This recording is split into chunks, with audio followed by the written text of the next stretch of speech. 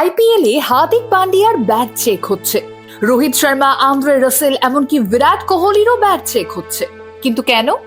আসলে bat check করার এই টুলটির নাম ব্যাট গেজ।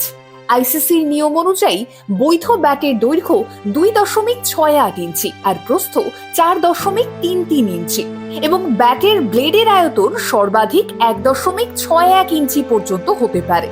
যদি ব্যাট সহজেই এই ব্যাট গেজের মধ্যে দিয়ে যেতে পারে তাহলে তা বৈধ ব্যাট, অন্যথায় ব্যাটটিকে অবৈধ বলে গণ্য করা হবে। আর এতেই বিপাকে পড়েছেন বেশ কিছু ক্রিকেটার। এতদিন ড্রেসিং রুমে ব্যাট চেকিং হলেও এখন সেটাই হচ্ছে মাঠে ঢোকার মুহূর্তেও। কলকাতায় নরিনের ব্যাটকেও এই একই পদ্ধতিতে চেক করার সময় দেখা গিয়েছিল সেটা বৈধ নয়। ব্যাট চেকিং এর হাত থেকে বাদ যাননি হার্দিক থেকে রোহিত, এমনকি বিরাট কোহলিও। আইপিএল এর এই নতুন নিয়ম কি আসলেই যুক্তিসঙ্গত, নাকি ব্যাটসম্যানদের অযথা বিপাকে ফেলছে এই নিয়ম?